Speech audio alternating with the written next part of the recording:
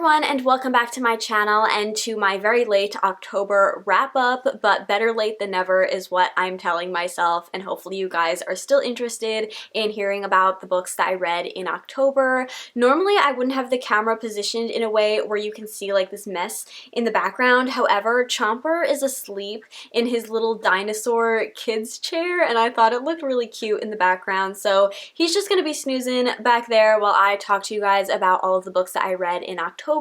So I ended up reading 5 books, which is pretty decent for how my reading has been lately. I read 3 physical books and 2 audiobooks. Since I've been doing a lot of crocheting recently, I've been trying to get more into listening to audiobooks so I can kind of accomplish 2 of my hobbies at the same time. So I read 2 audiobooks this month, and all of the books were 3 stars and up. So it was also a pretty decent reading month quality-wise. So I think for this wrap-up, I'm going to go through the books in order from lowest rated to highest rated, which, like I said, my lowest rated ones were 3 stars, so they were still decent reads, but just not quite as good as the other ones.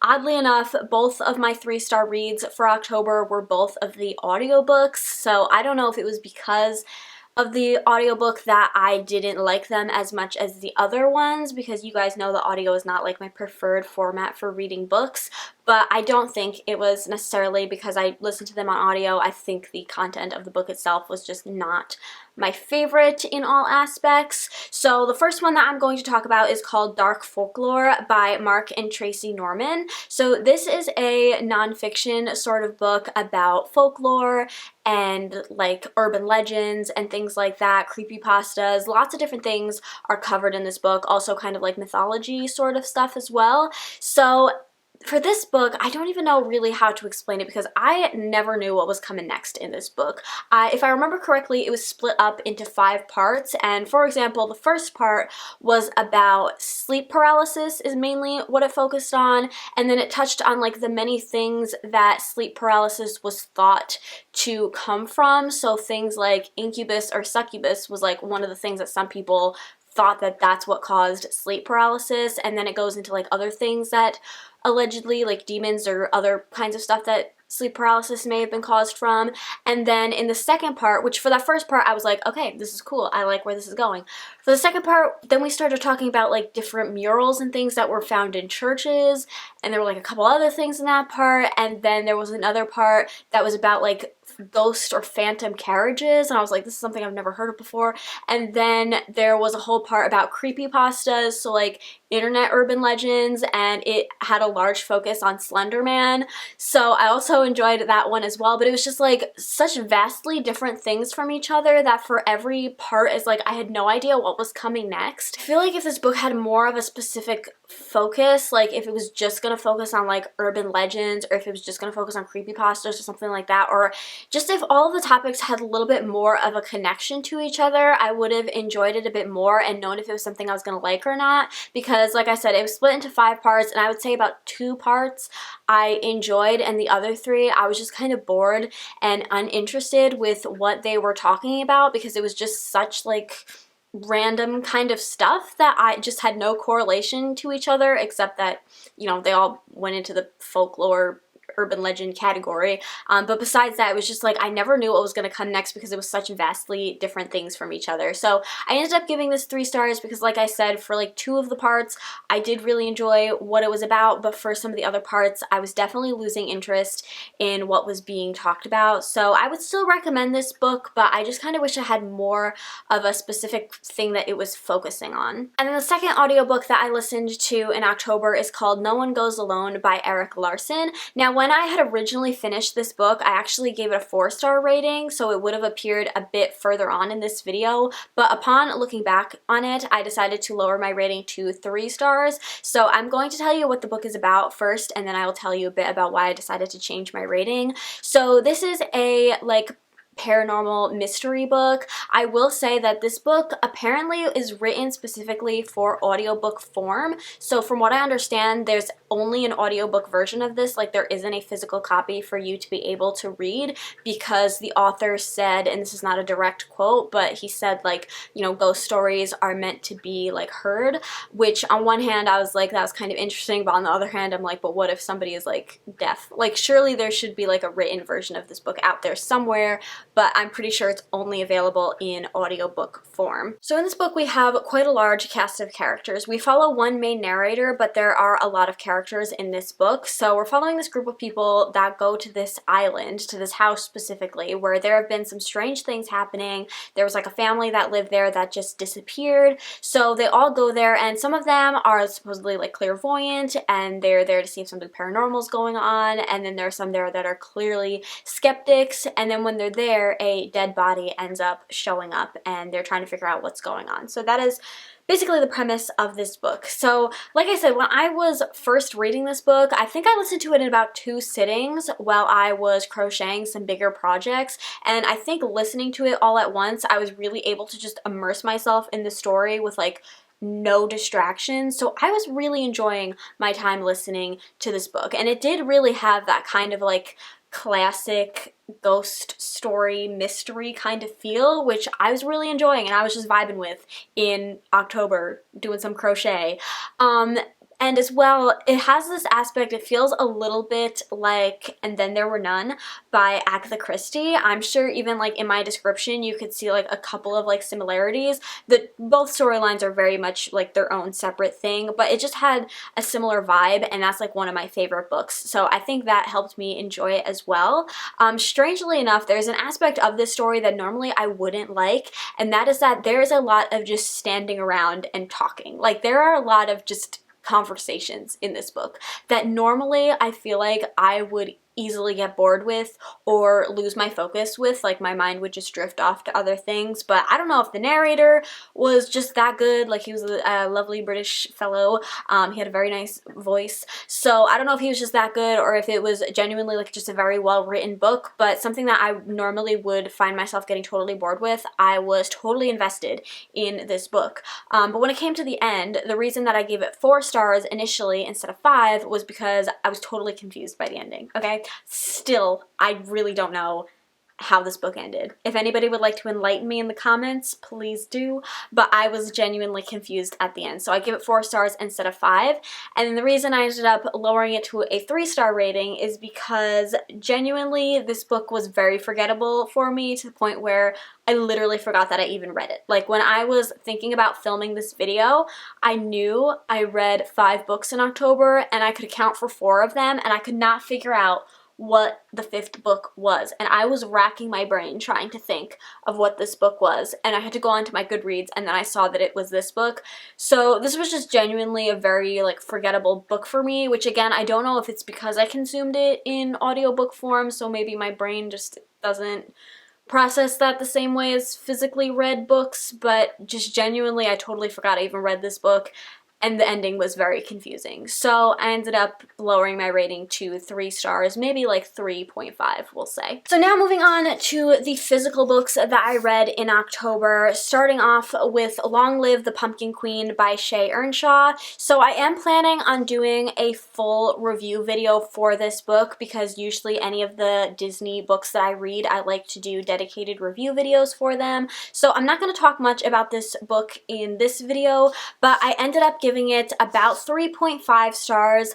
I was a little bit underwhelmed with this book and just certain aspects of it. Granted, this is definitely a book geared towards a younger audience, so I do have to account for that and the fact that this probably isn't, you know, for my age range of reader, but I still did really enjoy this book. Like I said, 3.5 is not a bad rating by any means, but yeah, it just was a little bit underwhelming for me, but I will talk all about this book in my full review video, which hopefully will be coming up on my channel in the next week or two. Next up, we have The It Girl by Ruth Ware. So this was a very highly anticipated book for me because Ruth Ware is one of my favorite thriller authors. The Death of Mrs. Westaway is like my favorite thriller of all time, so I have a lot of high expectations when it comes to her books, and I was especially excited for this book because the main character is called Hannah, which I don't come across books with characters, side characters, much less main characters that share the same name as me, so I really appreciated that that was in this book. So in this book, we're following Hannah over 2 different timelines through alternating chapters. So in the one timeline, it takes place in the past when she goes off to college and she meets her roommate, who is this girl called April, who is very much like an it girl. She comes from a lot of money, and a lot of the other kids at school kind of assume that that's how she got into this college was because of her money, and she's very much, you know, about the fashion and the glamour and the boys and stuff like that. And we know from the chapters that take place in the future that April is murdered. And so we have to read through those chapters of them at school to work up to what actually happened. But in the other chapters that take place in the future, they take place many years later. Hannah is married, she's expecting her first baby, and we know that somebody was put in jail for April's murder and was convicted for it. And Hannah gets the news that this man actually died in prison, and she at first is kind of relieved by this fact that, you know, her killer is finally dead and she doesn't have to really think about it anymore. But then speculation starts to kind of come up that maybe he actually wasn't the one to kill April, in which case her killer might still be out there. So that is what this book is about. I ended up giving this 4 out of 5 stars. I really enjoyed it. However, I can easily see how this book would not work out for a lot of other people. So like I said, I'm a big fan of Ruth Ware. I really enjoy her writing, and I know the kind of stuff that she's capable of in her thrillers. So I had a lot of investment in this book to carry on reading it to the end.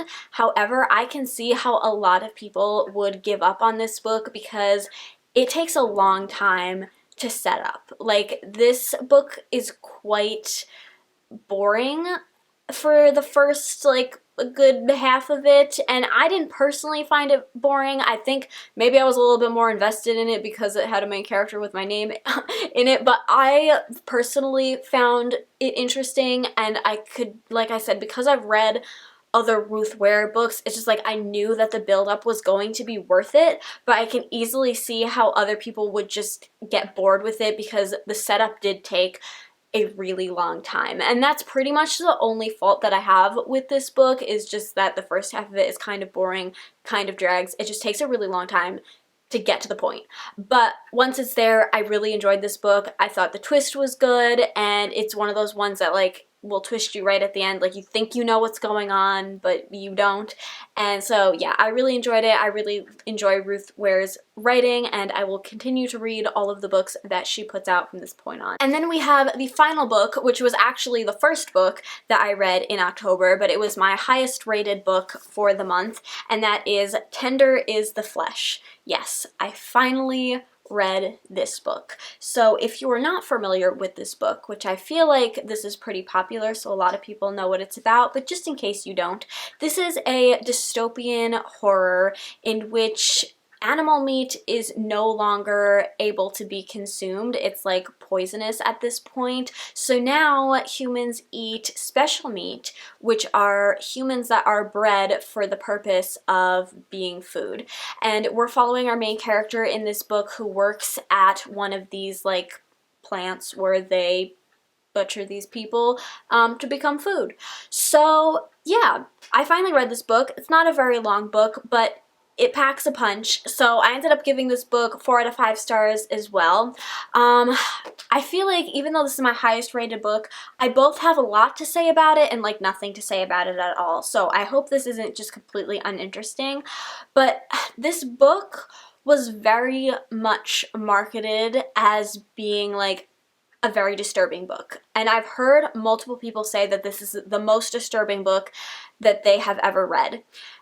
And I have to say, was this disturbing? Very much so. It has a very disturbing concept to it. It's very disturbing to think about the fact that this is something that could potentially happen in the future. And you know, one of the most disturbing things about it is when you're reading from the perspective of somebody that thinks that this is normal. That is like the most disturbing thing at all, is when you get to that point where like it's so delusional that somebody thinks that this is normal.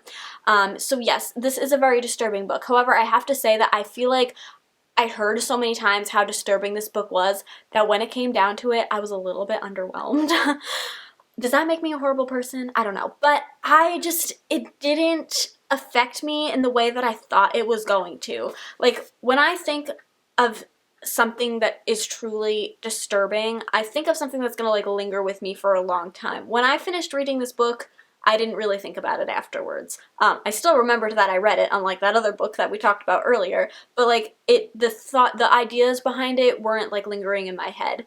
When I think about like something really disturbing that has stuck with me, that is like truly disturbing, like the first thing that comes to my mind is something like The Boy in the Striped Pajamas. I never read the book, but I watched the film, and after I finished watching that film, I was awake for hours trying not to throw up because I found that to be so disturbing. So that was like the level of disturbing that I thought I was going to get from this book, and it just didn't happen. So I was a little bit underwhelmed with it. So besides that fact, which isn't the book's fault, it's purely me hyping it up too much, thinking that I was going to be truly scarred by this. That being said, it was still my highest rated book of the month. I still think it was a very well written book. I think it's actually translated, but it translated really well, because sometimes translated books don't always, the flow of them doesn't always work that well, but this one was really well done. It is also one of those books where you think you know what's going on, and then on the very last page it's like you know nothing, and it twists you that one last time. I love when books do that, so I still thought it was a really well done book, and I would still totally recommend it if you are up for it, because it is still a very disturbing premise, but it just wasn't as disturbing as I thought it was going to be. What I will say though is that, completely unrelated to the premise of this book, there is a scene in here that genuinely I've never been so triggered by something to have to actually like skip through something. But there is a scene in here that involves like animal cruelty, involves puppies, so it genuinely really got to me. So if that's something that bothers you, like with the human stuff doesn't bother you, if it's the animal stuff that'll really get to you, then be aware that that is something that happens in this book. And like genuinely, I've never been so bothered reading something where I actually had to like skip ahead because I just couldn't read about it anymore. But that is something that happens in this book. If you've read it, you know what scene I'm talking about. But yeah, just be aware if the human stuff doesn't bother you. There's animal things in this book. Viewer's discretion is advised.